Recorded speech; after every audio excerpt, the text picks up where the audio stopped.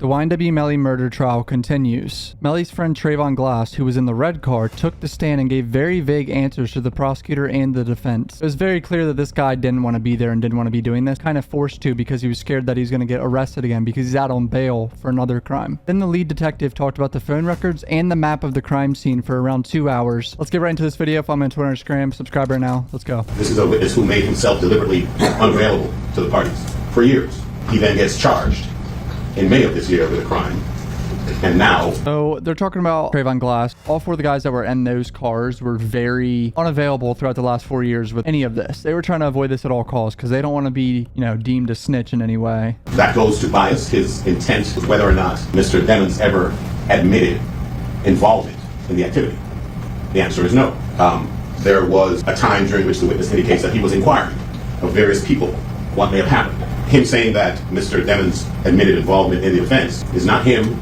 It's him denying the existence of any statement. Pending charges, you can talk about that, and prior to found the drug use. If he's using marijuana, cannabis over time, that's all fair game. So they're establishing boundaries on what they can ask this guy or bring up when he's on the stand. He states that it wasn't until he started watching YouTube because his case was live streaming and hearing his name repeated everywhere that he decided to call up the prosecution. Oh, he's been watching the fucking stream in the trial. I'm sure the defense is going to say that they don't want him on there because of that. I wasn't aware who got into what seat that day, but from me watching what's going on, yeah, I know now. Yeah, Mr. Howard then clarified that. Watching what's going on, you mean the trial proceedings? He said correct. Melly is currently praying right now, by the way. I'm pretty sure his mouth is moving and he's just looking down. To match the testimony of the previous witnesses. And that's exactly what we have here. But if he's sitting there watching from that TV, from the comfort of his home, there is no difference from him sitting here in this gallery and then getting up there and testifying. That is the crux of this rule, and that is exactly what it is meant to prevent. He's kind of right, though. If he's been watching and he got information from the trial, it skews his own experience of what happened that night. His testimony was, so the court just spilled water all over my desk. It's his constitutional rights that the court still has to protect, and that's why you have that stringent standard. However, when you're dealing with the way Melly's looking at her explain this, probably has no idea what she's saying, but he's like, all right. Shoots after my motion pointing out we violated the rules of sequestration, just not to call them. They, however, are going to continue to proceed knowing he has violated the rule and put him on the stand. So that contradiction between where he sat in the car is not of the sort that should exclude his entire testimony. Oh, the state is saying he's only changing where he was sitting in the car, not in the other car where, the murders happened. So that doesn't seem very important to me either. Melly looks tired today. Honestly, looks like he didn't get a good night's sleep.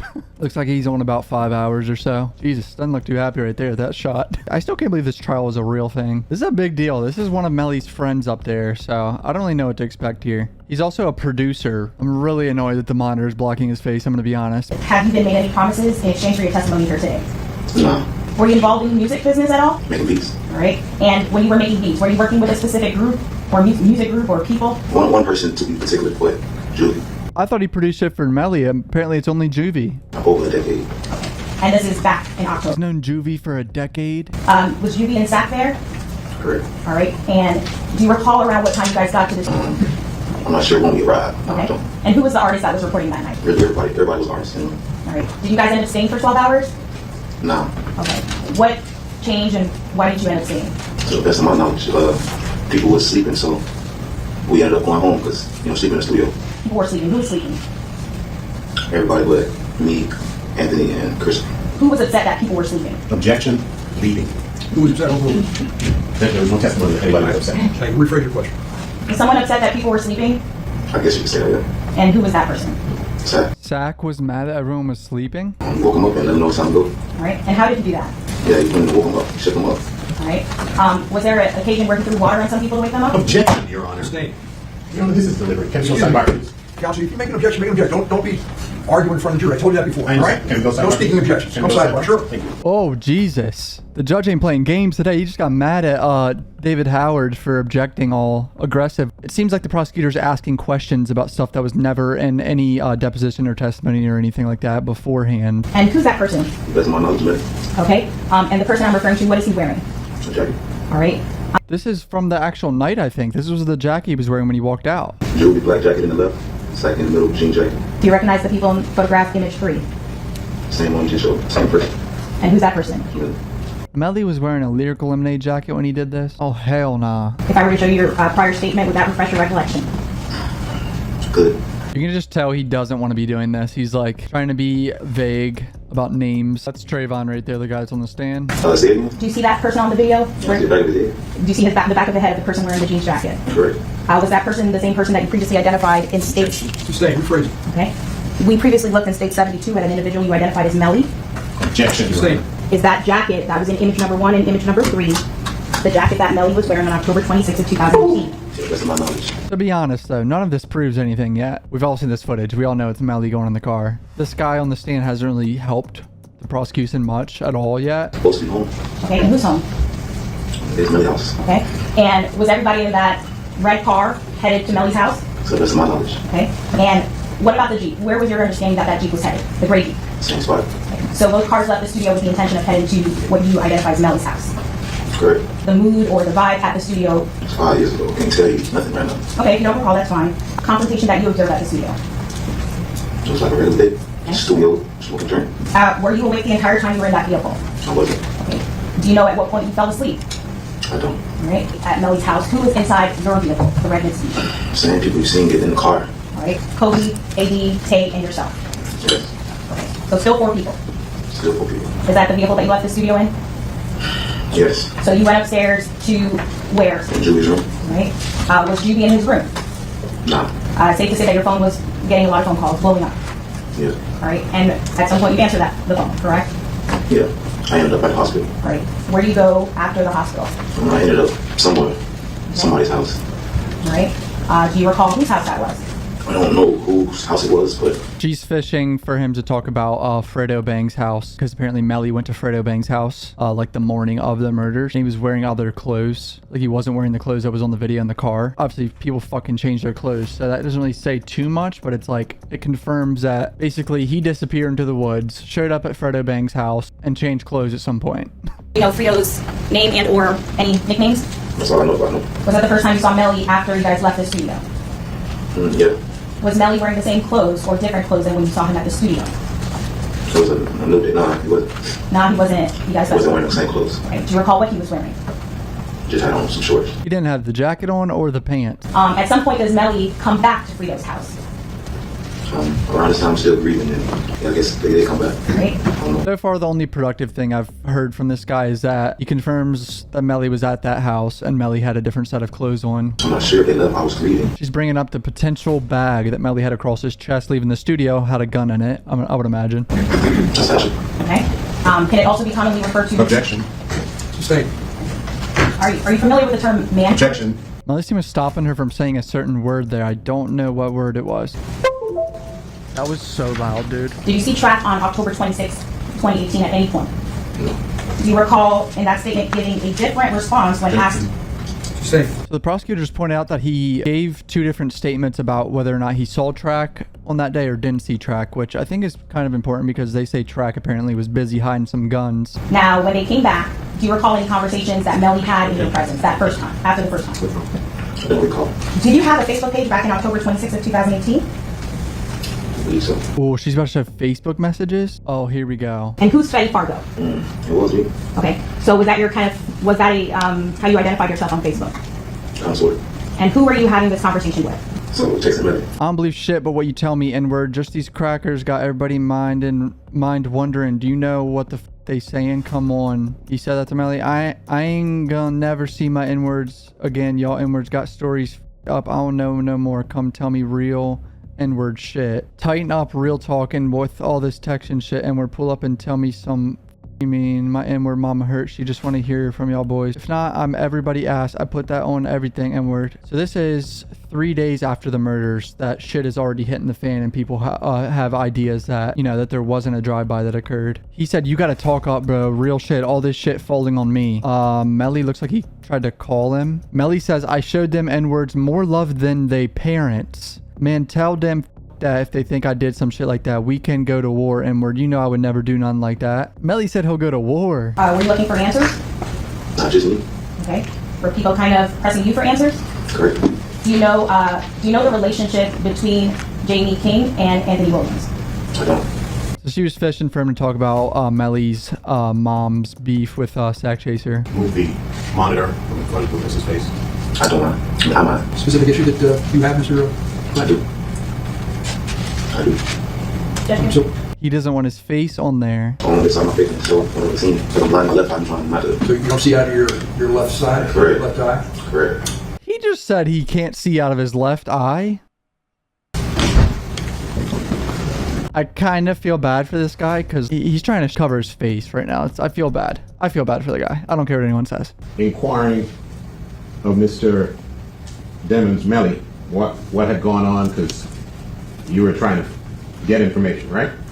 Yeah. It says, I show them more love than their parents, right? You see that? I see it, bro. The next statement by, tell them fuck that. If they think I did some shit like that, we can go to war. You know I would never do nothing like that. See that? I see it.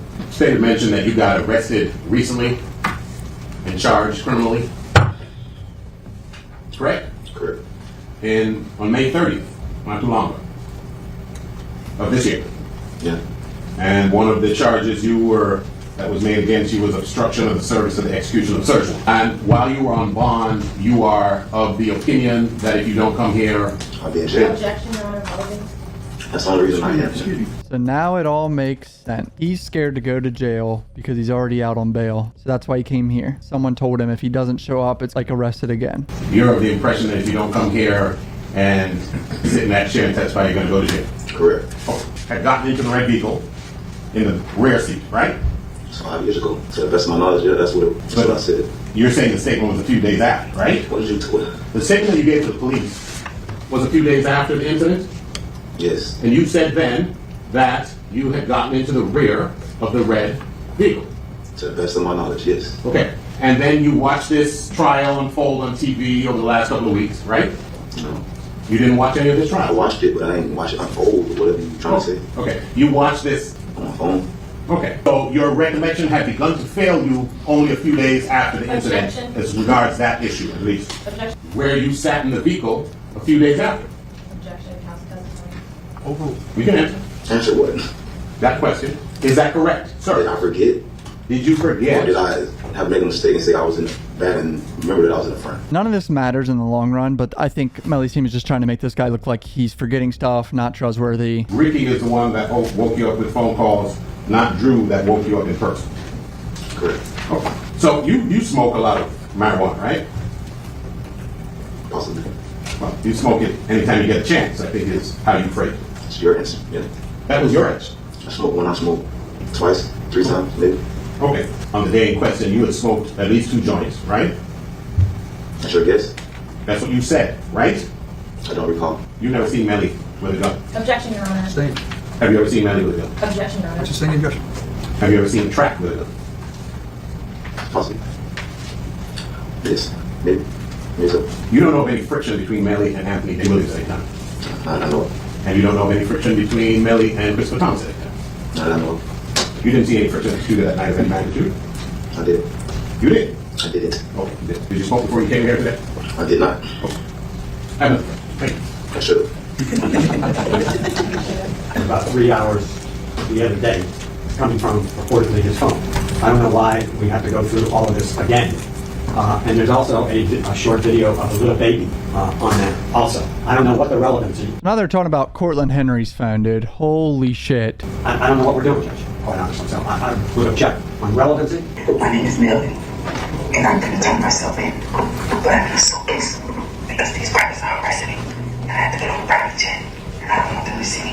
He's saying something about turning himself in. So now Detective Moretti's about to come in, who is the lead detective on this case. I made a video about him previously. If you want to see his full deposition, it'll be up in the corner somewhere. Yeah, so this is a pretty important testimony right here for the prosecutor because this guy did all the hard work here in putting all this information together. I've been through the basic Celebrate examiner's course to conduct a digital forensic examination of the cell phone. I've had a bunch of specialized training in regards to cell sites.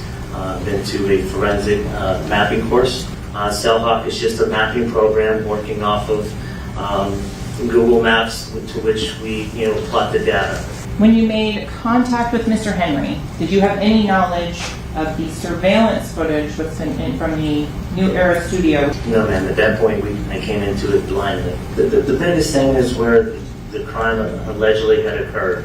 We were being told it was on Miramar Parkway, just west of Southwest 160th, closer to 172, in that area there. But when we had the area walked out, we didn't find any shell casings. Our biggest thing was that we knew something happened. We knew it just didn't happen where they said it happened. Why is it important for a law enforcement officer to know where something happened? Well, we got to establish venue, which is then for jurisdiction for us to investigate crime. Portland Henry, does the name Jamel Dennings come up in any way, shape, or form? Yes, ma'am. Is there any indication that he was in the car told to you at that point? No, ma'am. The simple fact that Bortland didn't tell them that Melly was in the car is a red flag. Are there businesses along Miramar Parkway that have surveillance footage? Yes. Were you able to go to some of those and retrieve some of that surveillance footage? Yes. Circle around the vehicle that was in question in this photograph? Yes, ma'am. And was that appear to be a darker colored vehicle? Yes, ma'am. At what point did you learn about New Era Studios?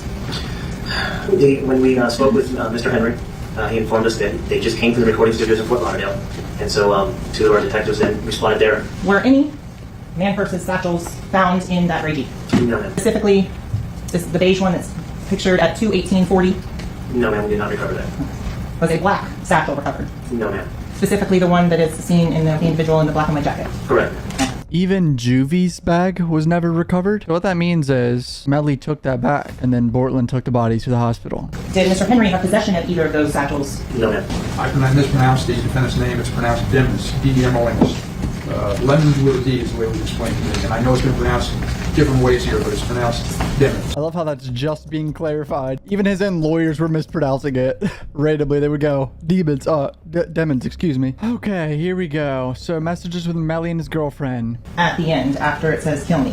What are those gibberish characters? Usually those are emojis that when it's printed, that's... So she said this to Melly. Like I said before, your stupid ass blocked me. You move very funny. You know that wasn't Tan that girl page, but your dumbass just lied about everything. I peep every thing and I always watch how I'm move. And if this is how you gonna move, I'm not gonna come around no more, period. Don't post me on your Snapchat if you scared to post me on your Instagram for your period. I won't go to another show, neither trying to have Bortland go to shows with you so you can bring and shit back to the hotel. Everything is cool. I peep everything. You're one sneaky lying boy. You. 99 times out of 100, it's a bad idea to date a rapper. Especially a rapper who's just new in the game blowing up. You're gonna get cheated on. Melly said, asshole, you don't me anyway. You just use me like the rest. Do keep all that shit, ho. On God, on my mama, he was on her shit. Dumbass ho. You so selfish and young-minded. Don't even think about what I'm going through.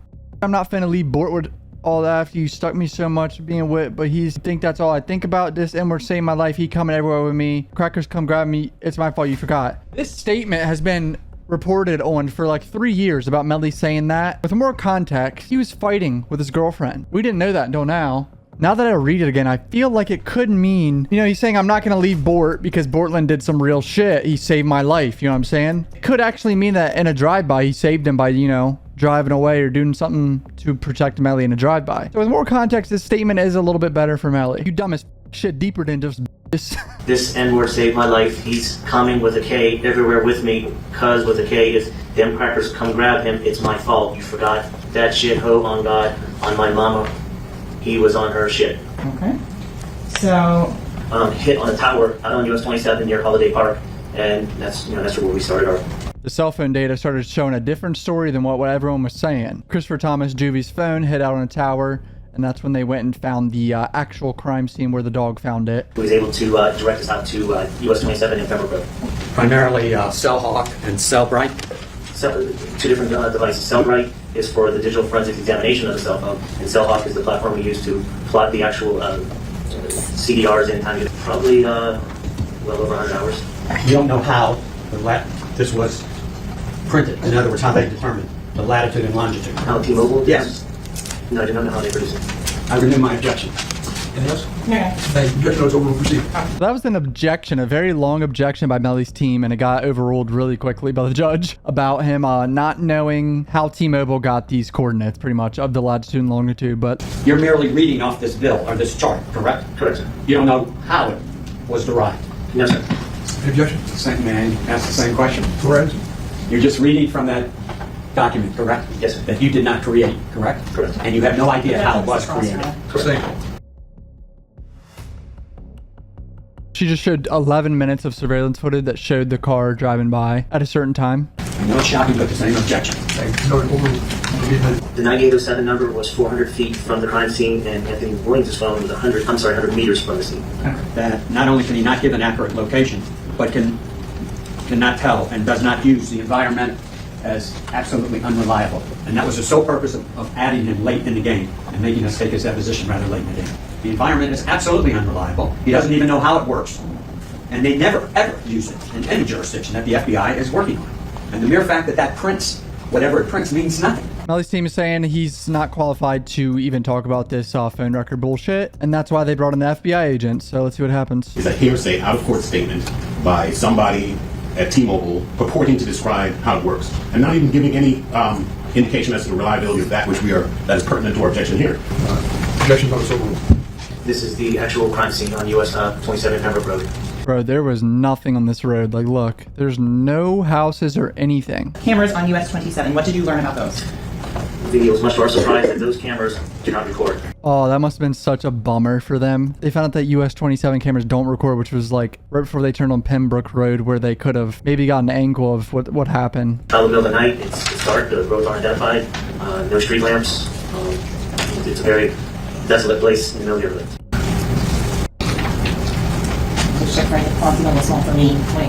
This is strange. They're just showing drone footage of the route they took, I think, and how long it took them to go. You come out to a target. So I guess they're just trying to show how dark and in the middle of nowhere Pembroke Road is. All right, that's pretty much it for day 12. Trayvon Glass took the stand and didn't really prove too much. I mean, all he really confirmed was that Melly changed clothes and that he wishes he was high. Lead detective really only talked about the cell phone records and like the map of the whole situation, which is kind of boring. So it wasn't really too interesting of testimony from him today. I'll keep you on this trail. Subscribe, follow me on Twitter, Instagram, and Threads. Love you guys. Peace out.